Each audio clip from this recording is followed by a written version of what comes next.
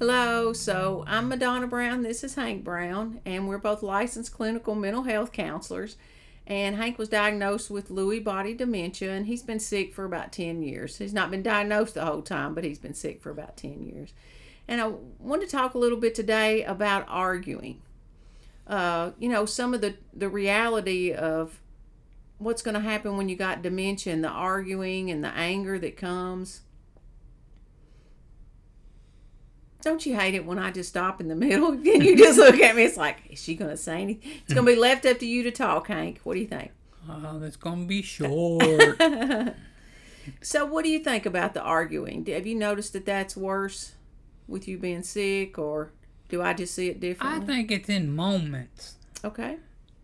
Some moments, yes, and some moments, no. Does that make sense? Yeah. You're saying we don't argue all the time? Is that what you mean? Yeah, we're not, I agree. it ain't nothing that,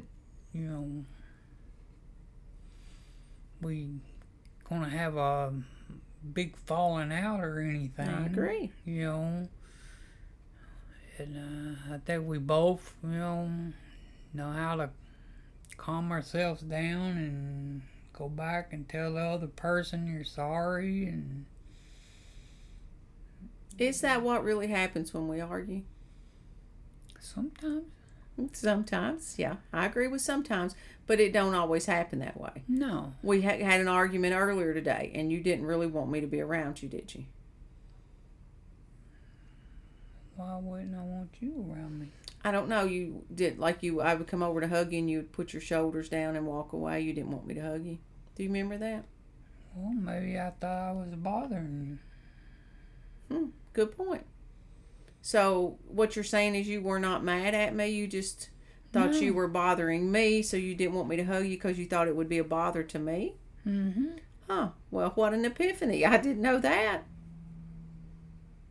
Yeah. So can you think about earlier when we got into our argument? I don't know. I don't even remember what it's about. So you don't remember what you felt like or anything? What was it again we did? It was over the dishes in the dishwasher, and I just got mad over something else and smarted off. Yeah. Then Hank went to the couch and sat down, and I could tell he was upset, and then it wasn't long you began to cry. Mm-hmm. But do you remember how you were feeling at that time or anything?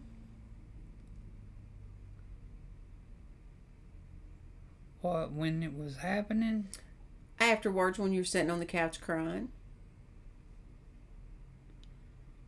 I don't know, because sometimes I don't know how I feel. Okay.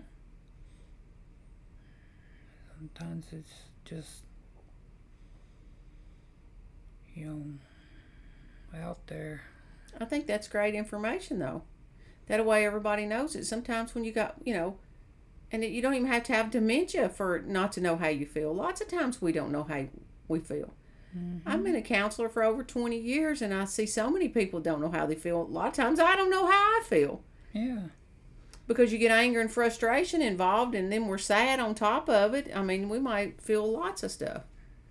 Mm-hmm. But I never really thought about you just thinking you were a problem or a burden for me, and you thought that you would be a bother for me. Is why you didn't want to hug me today and us make up. Yeah. I kept telling him we got to hug in order to forgive one another and move on. Mm-hmm. Was that hard for you to comprehend? No. Okay. Now, another day it might, but... Another day it might be. You make such great points over that stuff. Yeah. And I think it's great that other people know about it. So maybe we'll just start arguing every day just to be able to help other people. Yeah. No. No. Maybe? No. So what do you think it's like for a caregiver? Me? What do you think it's like for me when we get into it and have an argument? What, as a caregiver? Mm-hmm. Or a wife. I don't know. Everybody's gonna get a little angry at times. And, How do you think I feel? well, it depends on the moment. What's True. going on? What's, I agree.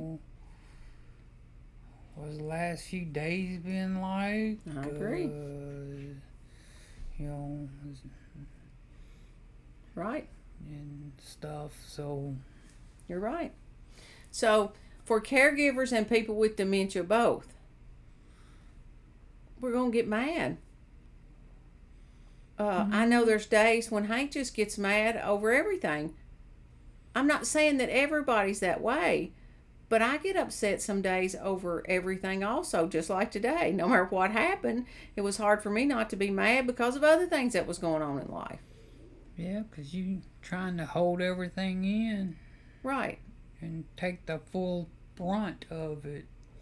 True. And it wasn't your place to take the whole brunt. Or is that the right word? It is. And stuff. I mean, I did realize when I was taking the dishes out of the dishwasher, I knew that I was getting upset. And I even told myself that I need to get done and go in the other room because I'm getting mad. And I didn't. yeah, 'cause I was trying to get my shoes on to go out. That didn't work. Yeah, and my thing was he's trying to get his shoes on to walk in the kitchen. That's just because I was having a bad day. But anyway, it just didn't work out.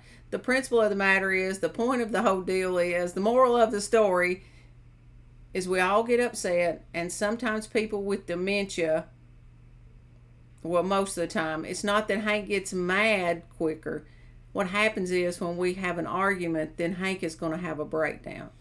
A lot of mine's emotions. It is. I agree. Emotions. Do they just flood in, your emotions? At times. Okay. Yeah. Is that what happened today? Is that kind of what happens? They just flood in real quick, or? Yeah. Okay. Okay.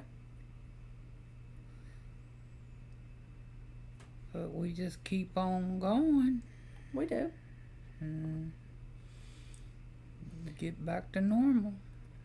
As a caregiver, for me, though, it's really hard after the fact. Because as soon as he has a break, as soon as it happened, I looked at him, I thought he's going to have a breakdown, and now I'm going to carry the guilt of I should have kept my mouth shut. Because But you had a right to speak up. I know, but I was more or less lashing out because of everything else that's going on in life. And I lashed out, and then it ended up, it hurt Hank. And after the fact, it was too late. I couldn't do anything about it. And then I told Jessica, I need your help, and I let Jessica come in and try to help him, because at that point I didn't know if he really wanted me talking to him, because he didn't act like he wanted me near him. And Jessica was here to help take care of some of that, which was good, I thought. Really good. Jessica may not be happy with being the buffer in between, but it was really good. And she got down on her knee and she was talking to her daddy, and I thought it was great. And it wasn't long. You got through that, and it seemed like you did pretty well the rest of the day.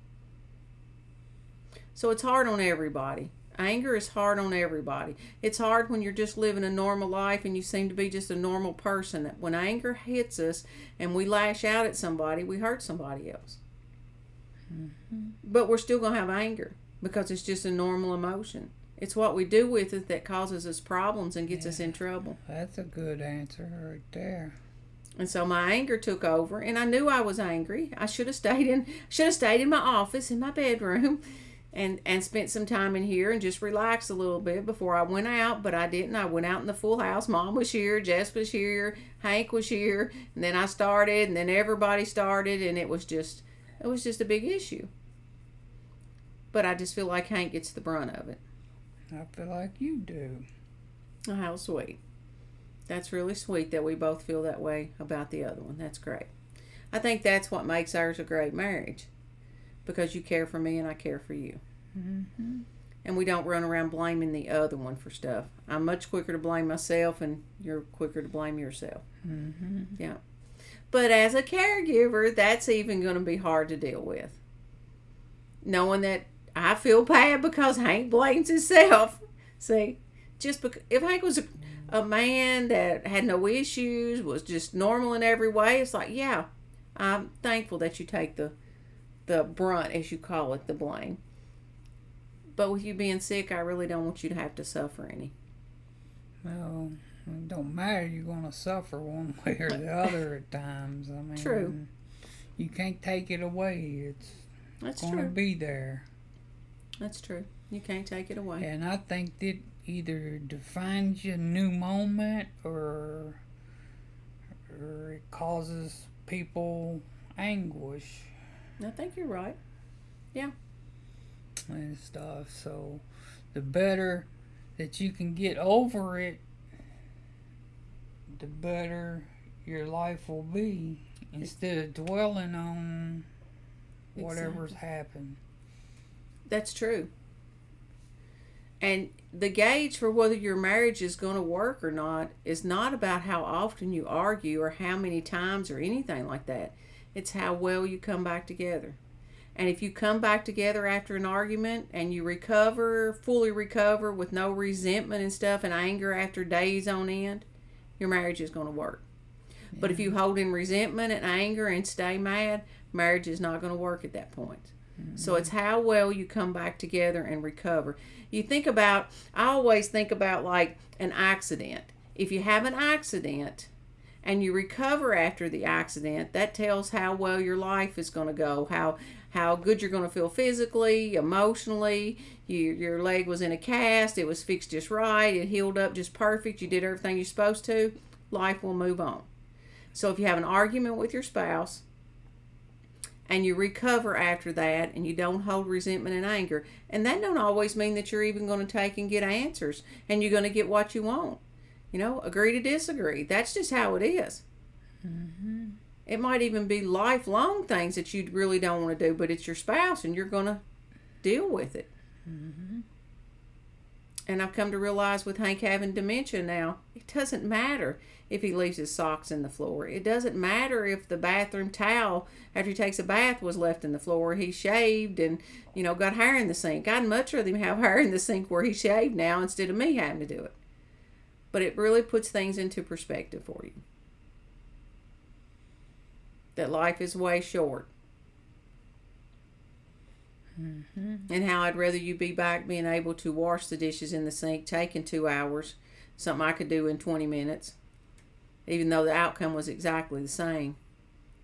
But I was always upset it took you so long, and I just wished I could go back to that.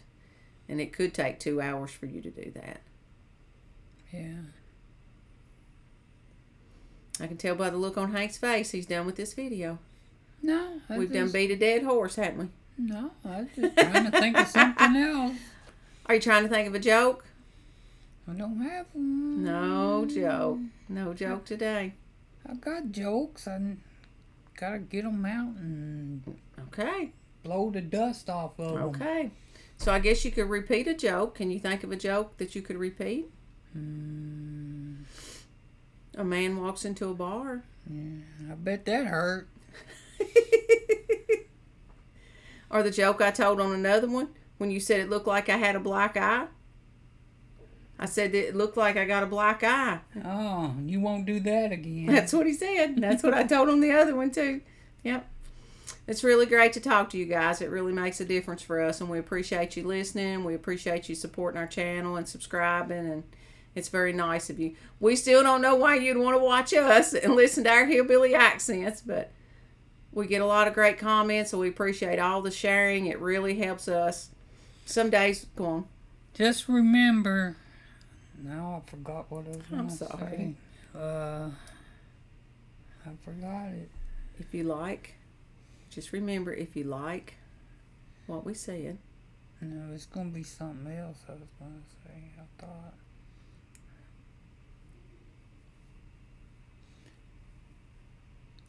Was it, if you like what you heard, tell everybody, and if you don't, keep your mouth shut. Yep. Yeah, that was it. That's what Brother Skaggs always said at church. Yeah. All right. Well, if you guys need anything, just let us know.